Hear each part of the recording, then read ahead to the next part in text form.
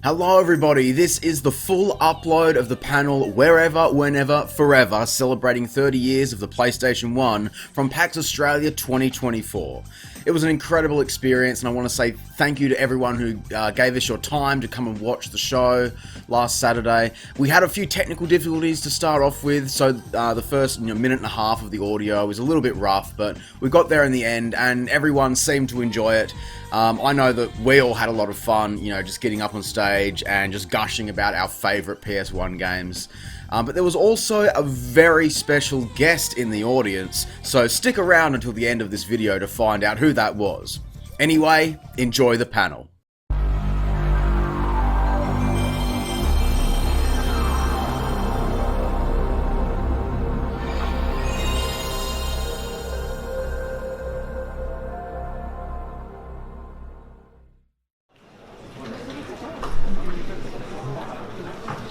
Hello everybody. So, you know how tech is the future? Sometimes the future is bad, and so is tech. So what we're going to do to fill a little time while we wait for the tech to work is we're going to go around with the roaming mic and no. So projection is key. Okay, righto. Can everyone hear me? Yes. Alright, cool. By the way, she's the reason you're all in a bit early before we fixed all this. Just letting you know that. So. Yeah, well, Just waiting for a mic. yeah. I missed the memo of don't let people in yet. Yeah. To be fair, are you all comfortable? Yes. How good is sitting? 30 years is a significant time, and I thought I'd get these three other people to, join me and celebrate what is one of the best consoles of all time. I'm sure you will agree, otherwise you probably wouldn't be here. Oh, I have audio.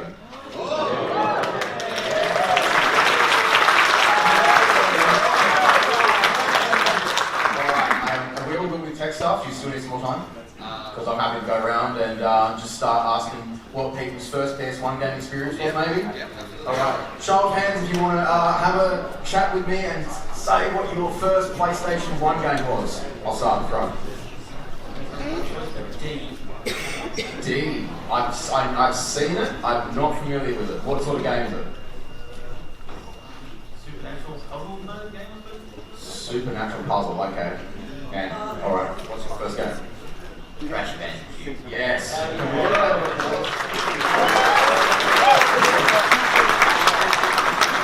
You don't want to hear clapping. If you don't like what you hear, then just boo us off the stage. I had done by renting a PS1 to play Final Fantasy VII. Awesome. Renting a PlayStation 1. I wish I could rent a PS5 because I only use the thing once a year. First game was Demolition Derby. The first one? I don't like the first one, boo him. The second one's better. So I recently bought a PS1 earlier this year so I could play the Resident Evil trilogy, and I gave one a spin, and it is just as good as Remake. It's my favorite. Awesome. Some love for the first Resi. I played this really crappy racing game called Moto Racer. It's actually pretty good, but it was very B grade. But that was definitely I played the crap out of that game. Okay, yeah. Nothing like a good B grade racing game. How has no one said Wipeout 2097 yet? Yeah. 1,000 nerds. Wipeout, absolutely excellent. Absolutely excellent. I might run down over the other side and give some people a chance. For me, my first game was Crash Bandicoot 2, Cortex Strikes Back. So I'm a bit of a Crash guy. Favourite game, Crash Team Racing, of course. What was your first game, mate? Stuart Little 2. Stuart Little too? Man, That's amazing. I'm sorry. I feel like there's something really magical about a licensed game being your first game. Yeah. Because it's I think we've all watched a movie. So when it comes to games being kind of intrinsically a part of that, I think it's sick. Also, a lot of the time they suck. So it sets you up for playing a maybe good game after that. And I think that's beautiful. On the PS1, Apocalypse with Bruce Willis. Yes. Yes. Excellent game. If you haven't played it, I would definitely recommend Apocalypse, made by Neversoft, who did the Tony Hawk's Pro Skater games. They actually had, for the prototype of that, Bruce Willis skateboarding around in the levels, which is fun fact for you.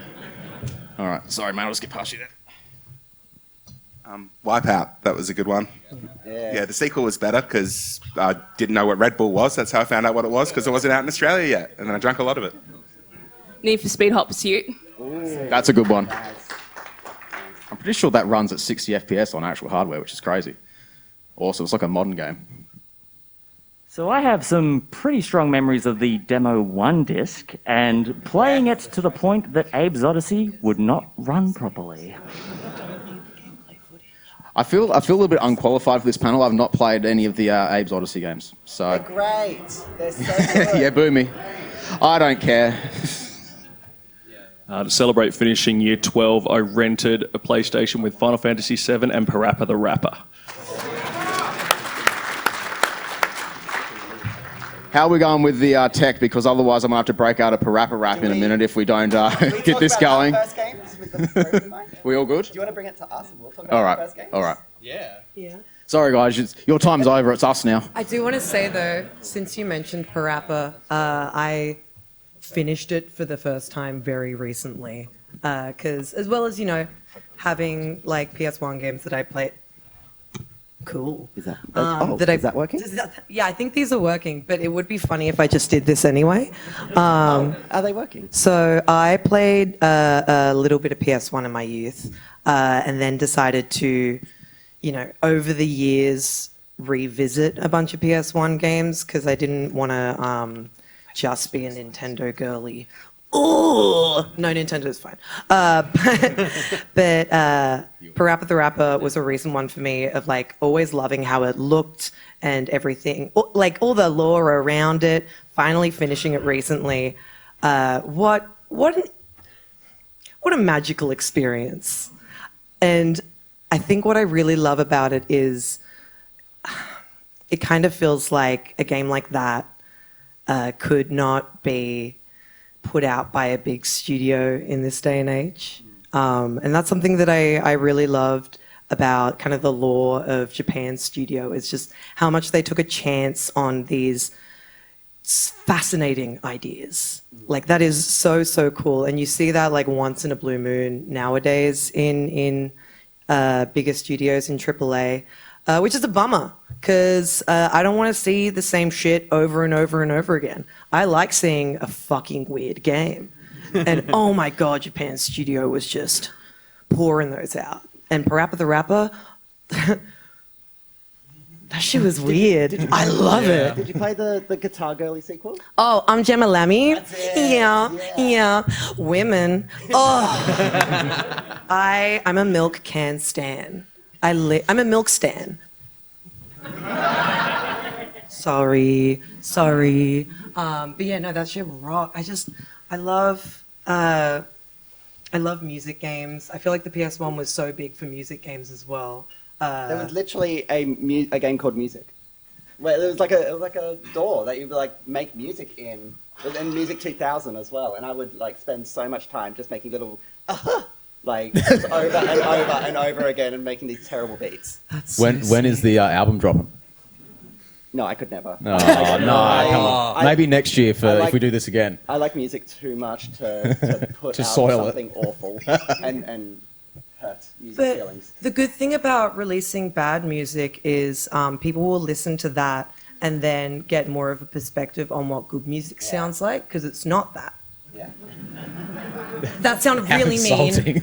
and I did not mean it like that. I'm sure you're shit banged. What was your first game, Ruby? What was my first game? I feel like it's a similar experience for a lot of people. It was Crash Bandicoot. Yeah. Like the first Crash Bandicoot, and thank you. It's a classic. It was one of the first games that my cousins got on the PlayStation 1, and it was really hard because I played it as a child, and then I played it again as a large child, aka me now, and I think I think it was maybe easier to me as a kid because maybe I just wasn't aware of how much I sucked at it back then. But you're a lot more aware when, like, you know, you've got your full frontal lobe and shit like that. I feel like as a kid also you had more persistence and patience to be able to get through. You had more time. As an adult, you just I don't know about that. More patience as a kid. No, I was a screamer. I was a very patient child. Like I didn't cry as a baby, so my mum like got worried and took me to the hospital. Oh, okay. Thought there was something wrong with me, and the doctor just said, "No, baby, fine. Okay. Baby, good. You're totally fine. Yeah, there's nothing wrong with me." What was your first game, Nick? So mine's a little interesting. We were talking about licensed games earlier, but for me, I got the PS1 in 2001, and as a kid, Monsters Inc. was like my favorite movie at the time. So yeah, Monsters Inc. Scream Team was an absolute killer game. Okay. Look. For what it is, like a cheap knockoff of like Ape Escape, I thought it was quite enjoyable. And I was a kid; I didn't really know any better. Yeah, that's the only game I played in preparation for this panel was Monsters Inc. Scare Island. Yeah. So I can confidently say that you're wrong. All right. Okay. What's next on our topic list? What about your yeah, what's your first game? Oh, Crash 2. I said that while I was roaming around. Weren't you guys listening? Well, I haven't said mine. I was, Oh. but I'd like to know a little more about your experience with it. Okay, well, my first game, technically, that I actually hit play on was Hot Wheels Extreme Racing on the PS1. But my cousin, who knows everything, was like, you don't have to press the start button, press the X button. And we couldn't get past the title screen. And we had tech issues, which is obviously the theme of the panel today. And so we turned that off because I was crying. She put Crash Bandicoot 2 in, and the rest is history. So I just need to ask, did the starting screen say press start? Yes. That's awesome. Listen, she knows everything, though, so I trusted her. That was your first mistake. Yeah. That's so sick. That's so cool. Just have it popping up on the screen and be like, game broken. Yeah, it was flashing as well, like, you know, silly girl. Awesome. And what was your first game? Monsters Inc. What was your first game? My first game, I'm going to tell you the story. So I, about 7 years old, and my dad came to pick me up. I was waiting on the driveway. He rocks up in his green Ford station wagon and pops open the boot, and there's a PS1 there. And I was like, oh my God, this is the best day of my life. You're really painting a picture. Then there was like a 2-hour drive, and I was just like anxious the entire time to play it. We get there, and I might be conflating memories, but I feel like he left me then by myself to go to Blockbuster and came back with a little white square case that just had a name in the middle and a logo, and it was Final Fantasy VII. I was 7 years old, and that is... Like the game. Like the game. Wow. And it was a very difficult game to play as a 7-year-old. You play as... You immediately just go blow up a power reactor as a bunch of eco-terrorists. I didn't know what that was. There's so much text and reading. I was learning to read at the time. And there's like a timer to like get out while it explodes, and it was stressful. And there's a boss. There's like a big scorpion that has a tail, and the game's like, make sure you attack when the tail's up. But that was a translation error, and you're meant to not attack while the tail is up. And so like I was so lost at this game. But it wasn't until many years later and I got into like the series and I came back to Final Fantasy VII. I was like, that's that game! That's that game! So yeah, that was my first experience. See, it's so funny because I've never played Final Fantasy VII. Sorry. But I do have just one line from that game that just rattles in my mind. It's just me, Gongaga. Me? Gongaga. Me? Crisis Core. Gongaga. Crisis Core. That was pretty cool. Yeah. I love to learn. You love to learn. So next up, I think we're going to talk about our favorites. Is that right? Oh, favourites. Yeah. Who wants to go first? Not me. I went first. Oh, okay, Nick, you can go first. All right. So my favorite's actually Crash Bandicoot 2, but Jack's already taken that from me. So I'll go with my second favorite game, which is Metal Gear Solid. Yeah, that's right. Yeah. So it's very interesting, the story. Basically, you guys are aware of what a book character parade is, right? So you'd go around and you'd dress up as your favorite character as a kid. But my school was a bit lax. and we chose like they included like films, TVs, video games, and this one kid, he basically held up the entirety of the circle because he decided to go on all fours and have a cardboard box on the back on his bag. Oh, that's excellent. Yeah. And every now and then he would just be like, snake, and then just write it and then just keep going. And then I spoke to him afterwards and I was like, so what's this game that you keep playing, like that you keep talking about? It's like, oh, it's the snake game. I'm not. I love that game. But I was so intrigued, and I was like, can you give me anything else to work with? And because I wanted to get my parents to buy it for me, right? And he's like, no, it's just the snake game. They'll know what they mean when I said the snake game. I'm like, okay, yeah, sure. So I went to my parents and I was like, hey, can you get me the snake game? And they were like, you already have Worms Armageddon. Oh man, not a snake. A worm kind of is like a snake when you think about it. So they had no idea obviously what they were talking about, so they were like, oh, if we think we found the game you want, right? They were lying. It was Frogger 2: Swampy's Revenge. Oh my god, The next best thing to Metal Gear Solid as it is. Yeah. Very similar vibes. It wouldn't be until I was at a friend's house and we were playing Snake Eater, and I finally actually understood like that was what Metal Gear Solid was, and then that was how I eventually played the game, and yeah, fell in love with it. Excellent. Yeah. I've got a story too. Never played any Metal Gear, so I don't feel qualified to be up here. But I have played Crash Team Racing, and that is definitely my favourite PS1 game. Still remember going to my local store after school, and seeing the big Crash Bandicoot up in the front window, retro game store, and getting my Crash Team Racing from there, taking it home, and sucking really bad, but still enjoying it, and I still enjoy it to this day, even though I've gotten only a little bit better. It's one of those games where I think I'm really good, and then as soon as I have to verse someone that is actually good, I'm like, shit. There was a contest here at PAX one year for Crash Team Racing. I'm like, oh, this is my time, man. This is what I've been waiting for my whole life. Show off my skills. Knocked out in the first round. My friend, who always just gets dominated by me when we play, he made it through, and so I haven't heard the end of it since because he's technically a better Crash Team Racing player than me. So yeah, I still love the game though. Awesome soundtrack. Awesome characters, awesome franchise, and the remake on PS4 was a lot of fun too. Yeah, totally. I was a Crash Bash guy. Everyone played Crash Bash? What is wrong with you? No, I loved Crash Bash. Guess what we were playing last night? Mario Party sort of. It was Mario Party to Mario Kart of CTR. Yeah. Mario Party if it was shit. It was wonderful. No, it wasn't. Delusional. Me? Yep. My favorite PlayStation game, which is so funny because, to preface this, I am a wiener. I'm a little bitch. Thank you. Yeah. I get scared. Oh, that's what you mean. Okay. And yet, my favorite PS1 game is Silent Hill. There are so many things to love about Silent Hill. I think it was one of my first experiences of a game that felt like a movie, which made sense considering, one of the big influences for it was the big man himself, David Lynch.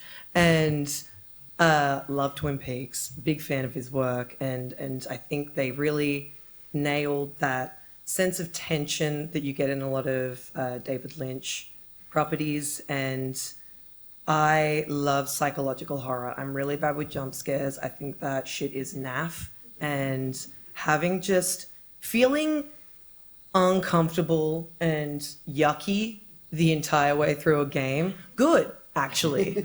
Awesome. And that was like the exact experience I had with Silent Hill, as well as that, like the narrative, enthralling. Just fantastic. The monster design was peak, but I think as well, like, the fear of the unknown that comes with Silent Hill, I think was another. It's a weird thing to say. Like monster design was very cool, but at the same time, the absence of made it all the more terrifying, and I think that's so cool. My favourite spook in Silent Hill is when you find the dog house, and it's like, I think a dog lives here, I think is what it says. And then next thing, this big demon just comes running at you, teeth out and stuff. And then right after that, it's like, okay, you're safe. You saved the game. You're exiting through like a back gate into a little corridor, and it's deathly quiet. And then all of a sudden, you go to interact with the gate to leave, and it just goes really loud and scares the shit out of you every time. Like, I hate it. Yeah, it's like, and it's funny because I'm just like jump scares, but I guess when I played it, it almost felt like different, where it didn't feel like a scary face going boo, but rather like the tension build up was so insane. Like it almost, I feel like maybe this is a bad what's the word, comparison, but like the art of the Junji Ito page turn. I feel like there's a lot of links to Silent Hill there, where like you do have that interaction, and it's like, maybe there's a dog that lives here. Love, it sets it up perfectly. You do a much better dog noise than I do, I think. Thank you. But yeah, Silent Hill for me, mwah, chef's kiss. So I promise to stop talking about Final Fantasy soon, but not now, because my favorite PS1 game and my favorite game of all time is Final Fantasy VIII. So underrated, such a black sheep of the series, but that game taught me what love is. Like, goodness, I was 10 years old. It's like it's a romance game, right? Like, yes, it's about like a time-traveling sorceress who wants to compress all of time into a single moment to rule over, but like it's about love is what it is actually about. And I had never experienced a game before that had such a story, such a complex and big story that, like, I was such a reader. I loved books, and I'd never seen a game that had a story that could be in a book.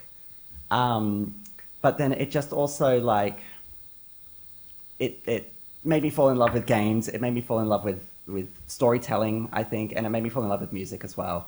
For some reason, those songs just, like, really specifically talk to me in a special way. Tracks like Fisherman's Horizon in particular, he just has a way. And so that game just set me on a whole path of who I am as a person today. I can't tell how special that game is to me.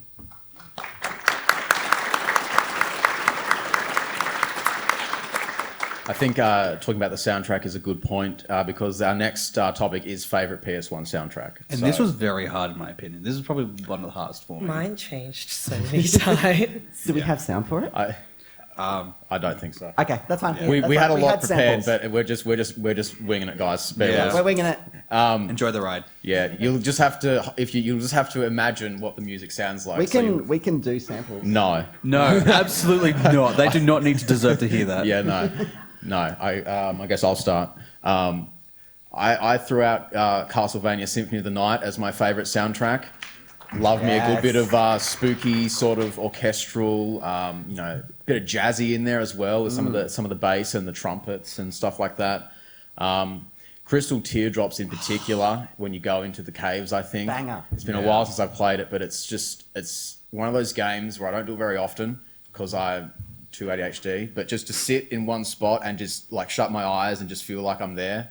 Really awesome game. If you haven't played Symphony of the Night, I definitely recommend it. It's a whopper game. Can I just say, Crystal Teardrops is one of the best game songs of all time. Yeah. And it almost feels like a vaporwave song. Yeah, it does a bit. Like, it's got that sort of like lo-fi, echoey, reverby sort of. It's crazy. It's great. It's so ahead of its time. Michiru Yamane? Oh. Hey! Yeah, that's what we're Crystal talking about. Teardrops. Just those lo-fi drums and the dreamlike quality of it. I don't know, it gives me vaporwave. Was it Michiru Yamane, I think? Oh, I don't know. I think Ask she's the wrong great. She's person. wonderful. Anyway. I just love that a game set in a gothic castle from hundreds of years ago can have such awesome modern sounding music that just fits on my Spotify playlist. Like, it's excellent. It really does. It's good. Yeah. Oh my god! Don't tell me about that. My experience of trying to get so many. I accidentally bought 2 off eBay. I'm trying to get my hands on Toomba. or Toombi, as it was known over here. That's like $600. Yeah, isn't the retro game market so cool? Yeah. I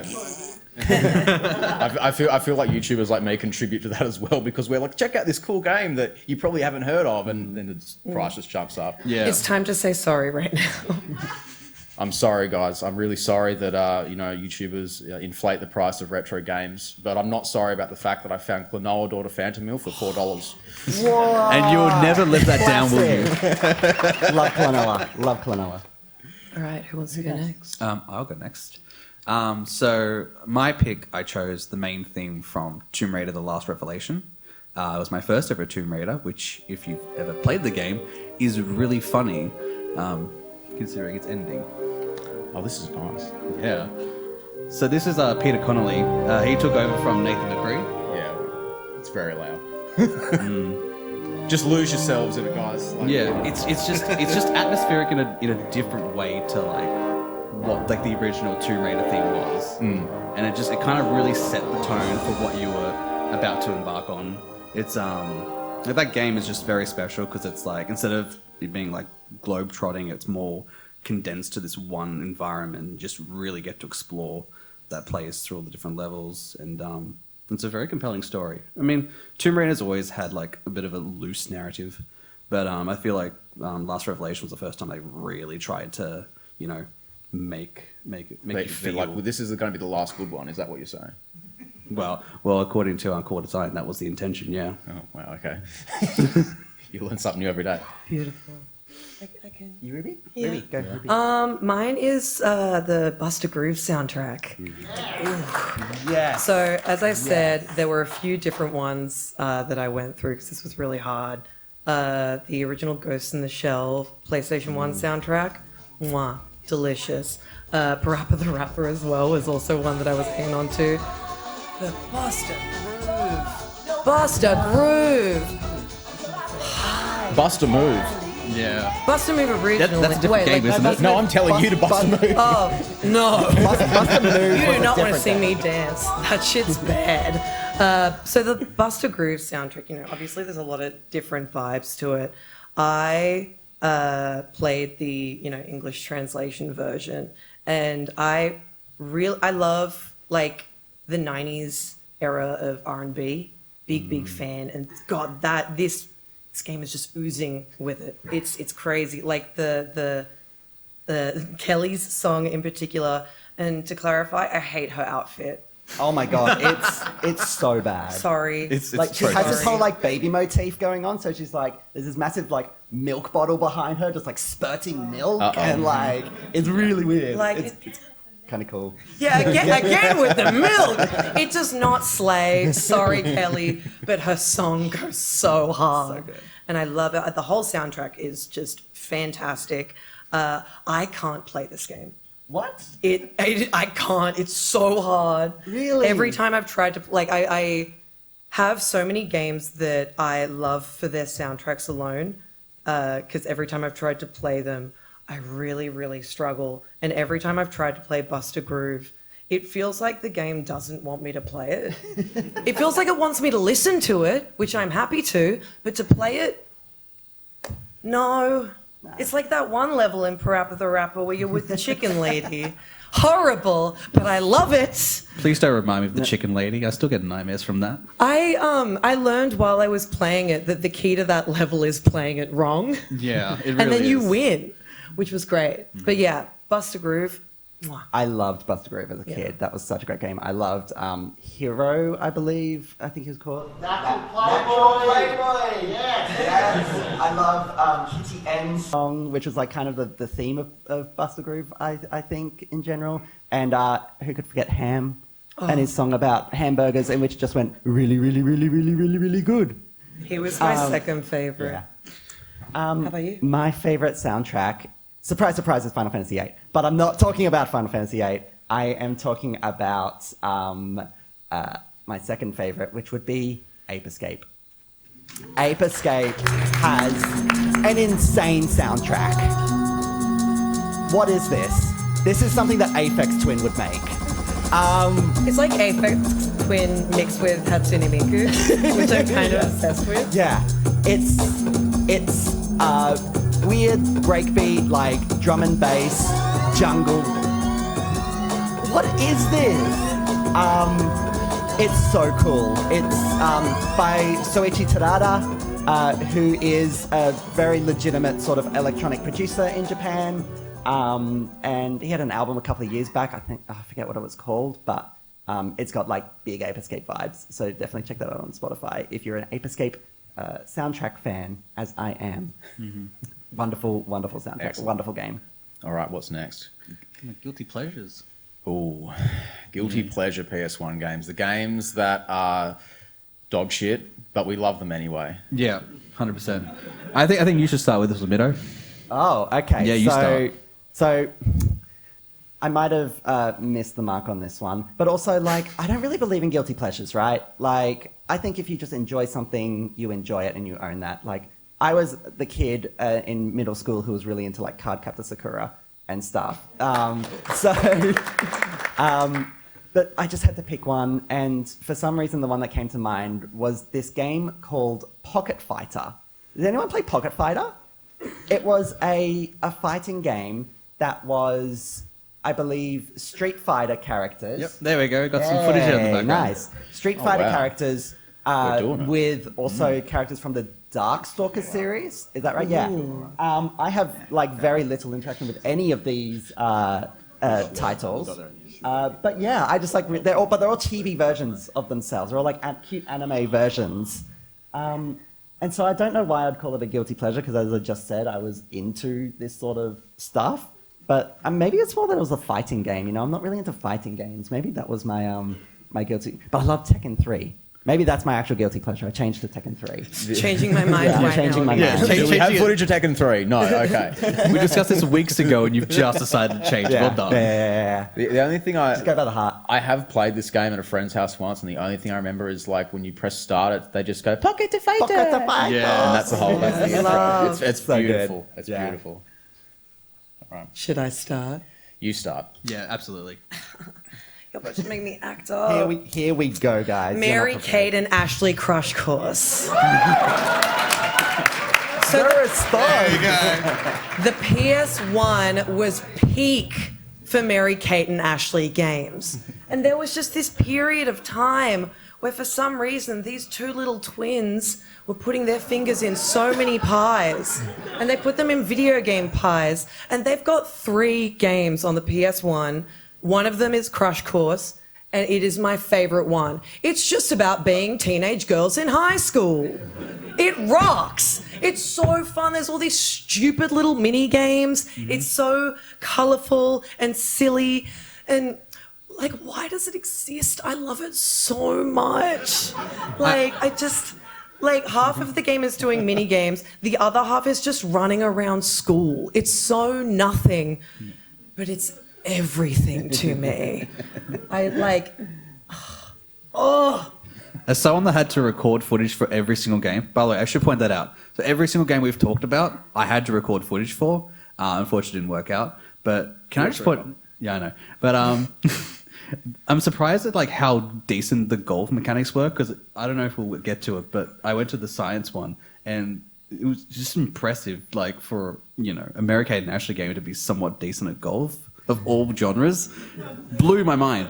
it was like this weird thing of like, it was a weird experience. I remember, so for full, clarity, the first game I played was Crash Bandicoot, and it was on my cousin's PlayStation 1.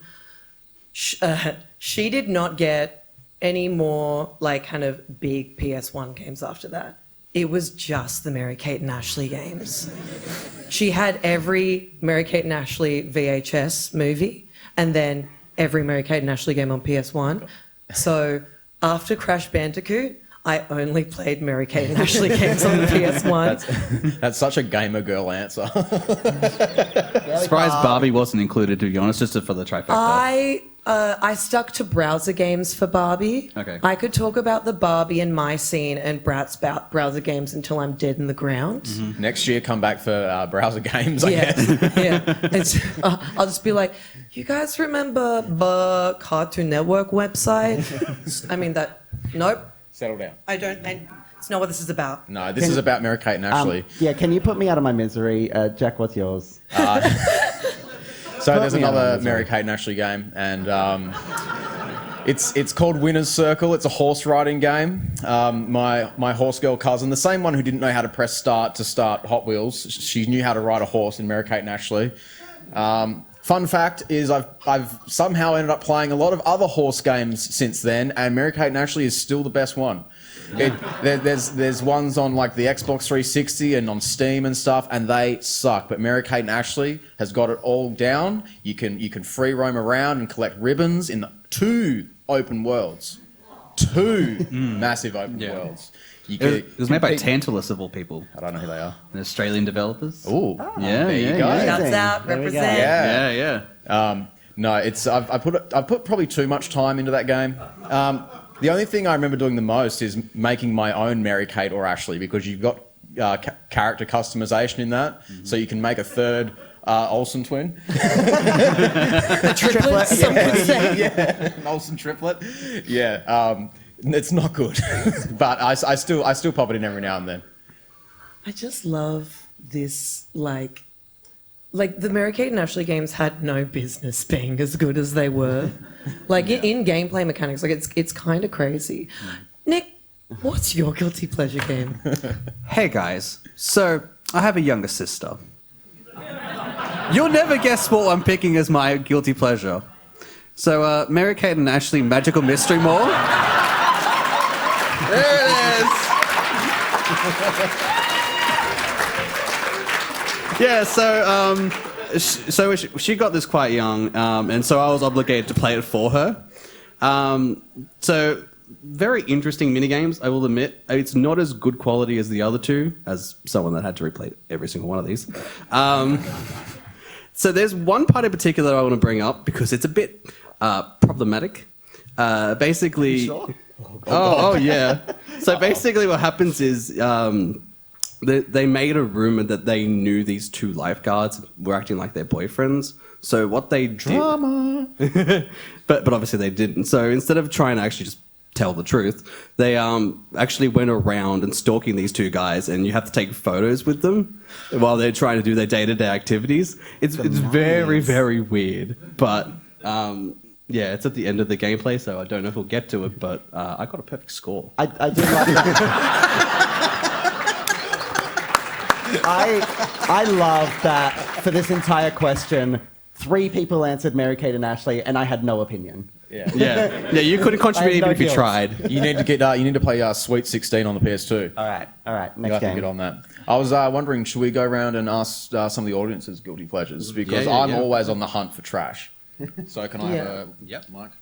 Talk into it. Hello. No. Tech Issues really is the thing of today, isn't it? There we Okay, go. we got this one. We've got this one. We're good. Sweet. All right, Jack's on the move again. Yep. Show of hands if you have a guilty pleasure game that you would like to share with me. I'm going to go really down just the middle can't stress first. enough how good the Mary Kate and Ashley games were. Yeah, we can't let this just be Mary Kate and Ashley Power Hour. Like, we we have to can get for like a something else. second, though. Actually, we can, but we're choosing did. not to. Yeah. We're running out of games quickly. What have you got, sir? Digimon Rumble Arena. Ooh. Yeah, that's fun. Yes, that's actually very It's enjoyable good. game. Are you a Digimon fan though? I've seen about 4 different seasons, and I own several of the movies. Yes. So you know what you're talking about, whereas someone like me who doesn't know anything about that is like, yeah, it's a good game, but I'm not an expert. What have you got, sir? I forget the subtitle, but there was a Land Before Time 3D platformer where you got to pick to play as any of the main dinosaurs. It's absolute crap. What? But great. That's great. Okay, Land Before Time, awesome. What have you got? Crash Bash is actually my guilty pleasure. Yes. Yeah. Not guilty about it. I didn't even realize people thought that was an average game. I thought it was wonderful. Did you have anyone to play it with though? No, of course not. There's your answer. The South Park, was it the snowball fight one? That was just dog yeah. shit. Is there a good South Park game on PS1? There was South Park Rally. There was what was it? Chef's Love Shack. It was like a trivia game. I'll come through here. I'll come around the back. Hang on.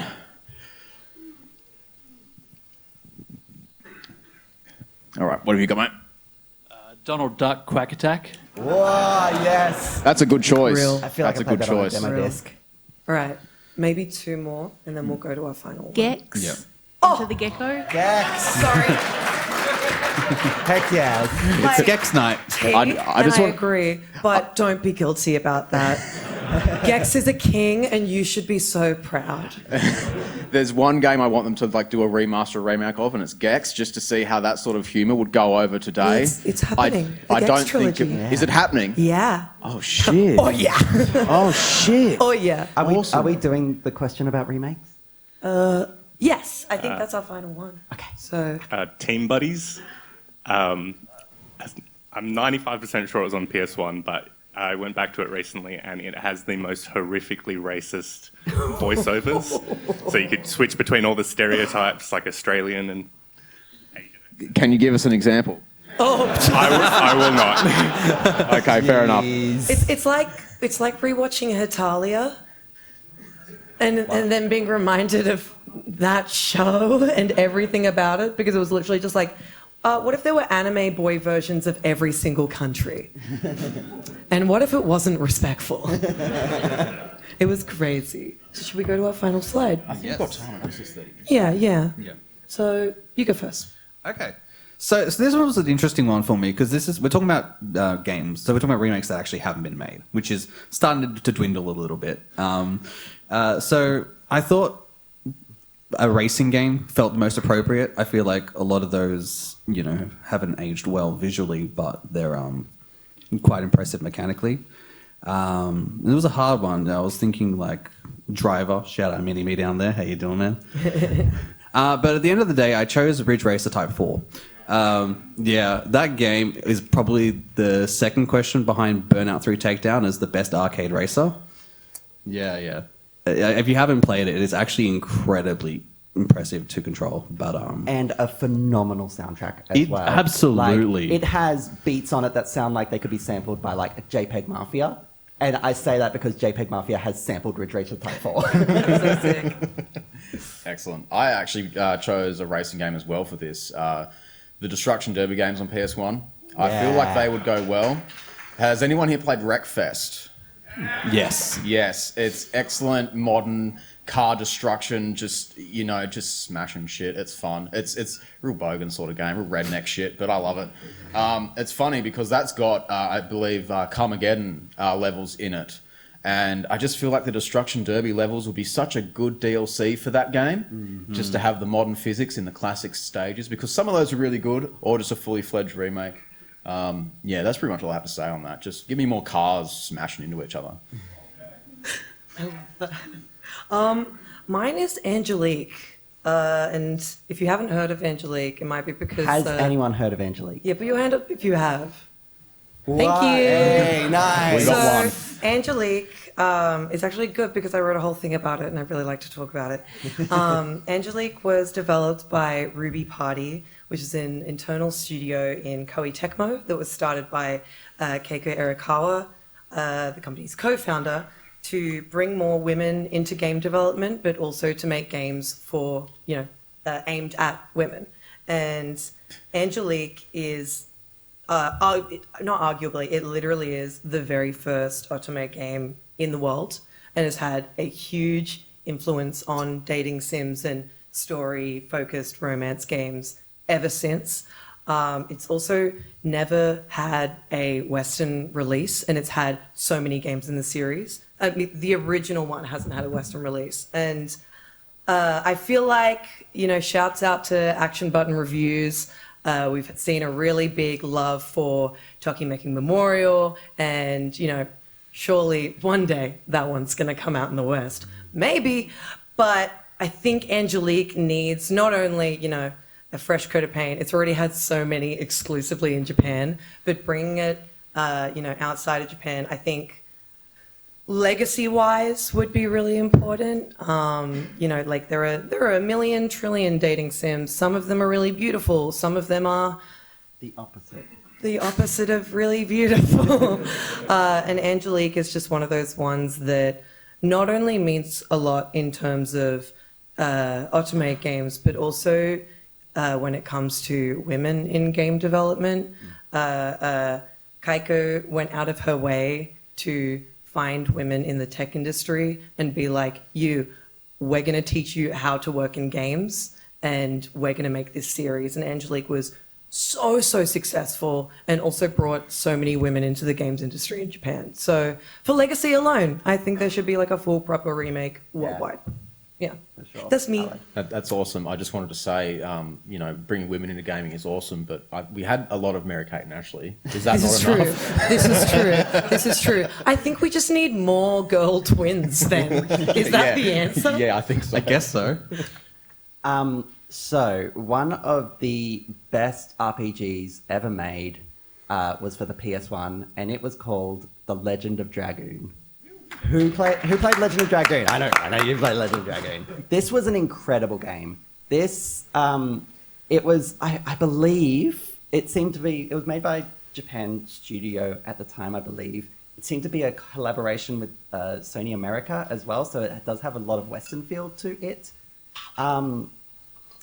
And it just did a lot of things that, say, Final Fantasy and stuff were doing at the time, but with great quality of life updates for it. It had just it would tell you sort of when you were about to hit a random encounter with a little arrow changing color, so it didn't feel like you were getting swamped by enemies and stuff.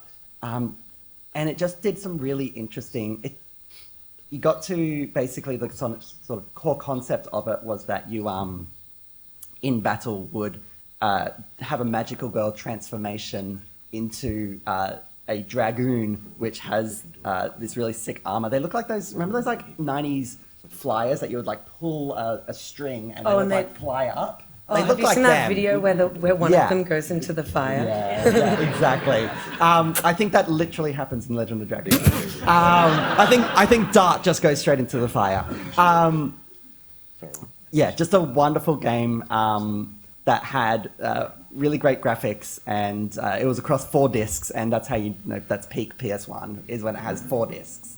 I adore that game, and I've been recently replaying it, and it holds up so well. In the combat, something that it does really interestingly is that you have these combos that you need to do. So when you attack, it has a little quick time event that you need to press at the correct time. And so it just makes those encounters so much more engaging and interesting. And you can change your combos for each character depending on...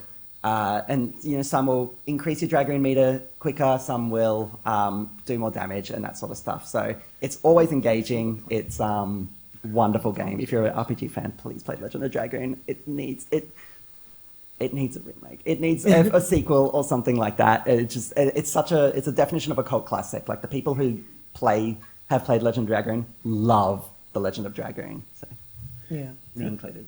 I feel like you can say that about so many Japan studio games. It's crazy. They were so locked in the Yeah. 90s. And up until today. Up until today. Still locked in. Excellent. All right, let's move on to the next slide, which is... Oh, we've got time. Yeah, we've still got time. I think We'll I said, go for it. how much time do we have, guys, up the back? Can we, because I can't actually see it. Because we were a little late. Wrap up? No, Wrap up. All right. Sorry, guys.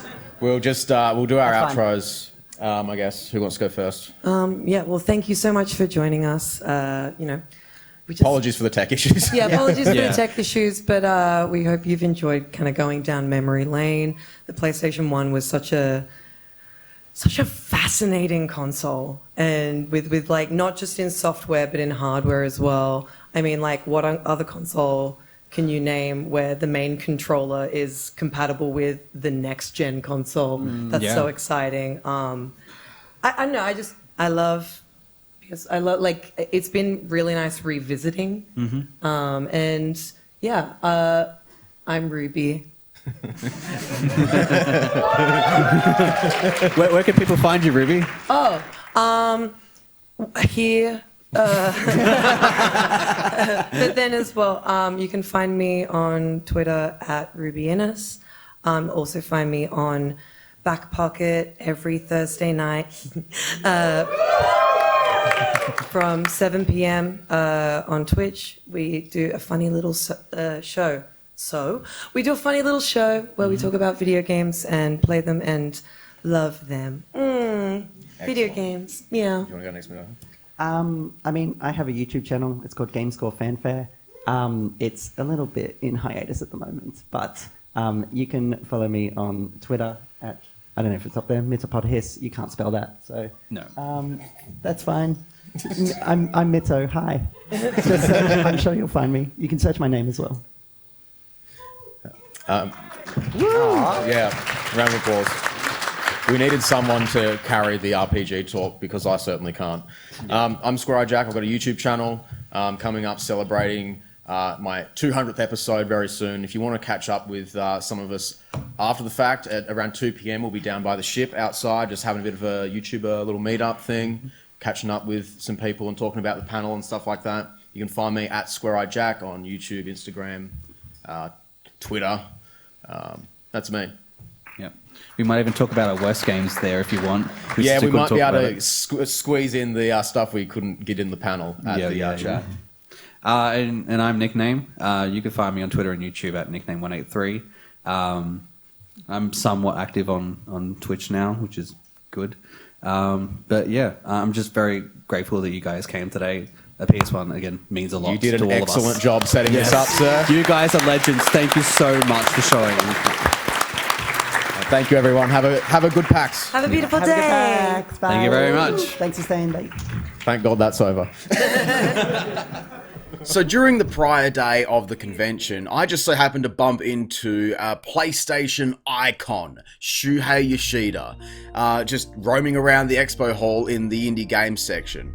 And man, what a lovely bloke. Legend status. He has been with the PlayStation brand since its inception, produced games like Ape Escape, Legend of Dragoon, and Jak and Daxter. Also the former president of Sony Computer Entertainment. So, it just so happens that right before our panel started, Yoshida tweeted out this image to show that he was going to be in attendance.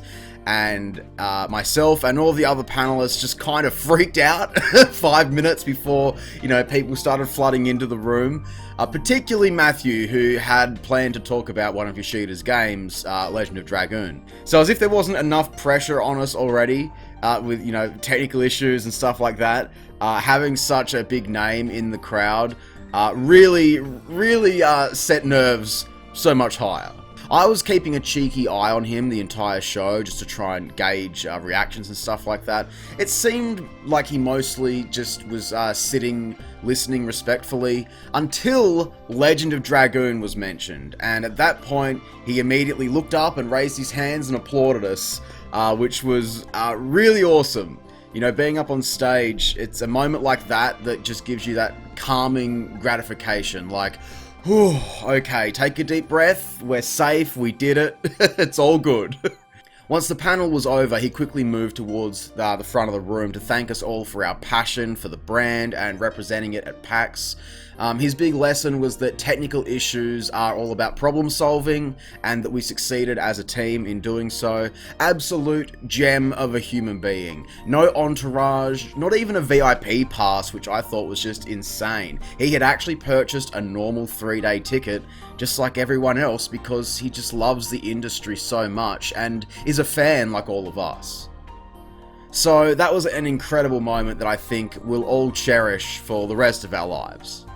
I'd like to thank my mate Spencer from Colorshed Productions for being our cameraman for the day, as well as extend a huge thank you to the amazing team at PAX, the people who keep everything running smoothly, who helped us with our show and taught us so much. Incredibly nice, awesome, talented people there. And of course, I've got to thank my fellow panelists, Ruby, MITTO, and Nick, who is the reason that we were all even up there to begin with. I'm so proud of all those guys. You can find links to all of their stuff in the description box below. I just want to say that I'm so honored to share such a special day of my life with such amazing people. Thanks, guys. And to you, thank you so much for watching. I hope you enjoyed the show. And until next time, I hope you have a great fucking day. Cheers, guys.